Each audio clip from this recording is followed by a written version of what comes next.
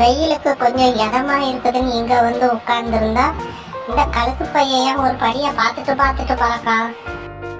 வீரபாகு இல்ல வீரபாகு, ஐயே கொஞ்ச நேரம் மனசுல தூங்க விடுதாங்களா? இலே, என் பொறுமைக்கு ஒரு அளவு தாண்டா. சும்மா சும்மா என்னையே நோண்டிக்கிட்டு இருந்தா வெறி ஆயிரும் பார்த்துக்க. அப்புறம் வேற மாதிரி ஆயிரும். என் மேல குறை சொல்லக்கூடாது. ஏண்டா உன்னைய வாங்கிட்டு வந்து நெஜ எலிய விரட்டி விடுவான்னு பார்த்தா இப்படி பொம்மை எலிய வச்சு விளாண்டுக்கிட்டு இருக்கிய.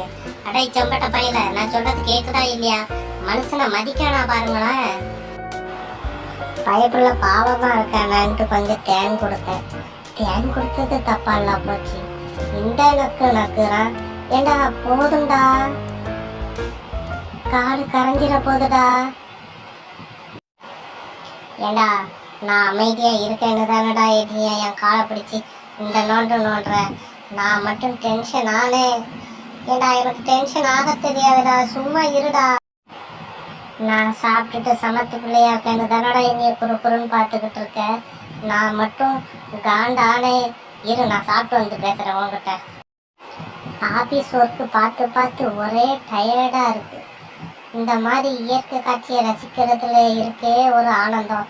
அப்பா, என்ன ஒரு சுகம். எவன் பார்த்த வேலைடா இது? லைட்டை வாங்கி பூஜை ரூம் அழகு பாப்பான்னு பார்த்தா எனக்கு மாட்டி விட்டுருக்கான் எடுபட்ட பையன். இஷப்பா, கொஞ்ச நேரம் மரத்து நிழல்ல வந்து படுக்கலான்னு பார்த்தா இவனை தூங்க விட மாட்டானோ போல. தொப்பி போட்டா நான் எப்பவுமே அழகு தாண்டா. இனி வீடியோ எடுக்காதடா, போடா அங்கிட்டு. எனக்கு ஒரே ஷையா இருக்கு. ஆண்டவா, எனக்கு ஒரே ஒரு எலியை மட்டும் கொடுத்து என் வயிறு நிறைஞ்சிடும். அது மட்டும் எனக்கு வரமா கொடுவேன். ஓரமா ஒதுக்குப்புறத்துல வச்சு சாப்பிட்றதே தனி சுகம்.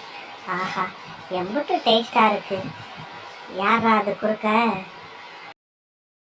ஒரு மனுஷனுக்கு வாழ்க்கையில சோதனை வரலாம், ஆனா சோதனையே வாழ்க்கையாயிட்டுன்னா இந்த உலகத்துல இந்த ஒரு ஜான் வயிற்றுக்காக என்னென்னலாம் பண்ண வேண்டியது இருக்கு.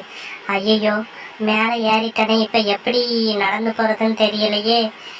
யாராவது சொல்லுங்கடா, பயமா இருக்கு.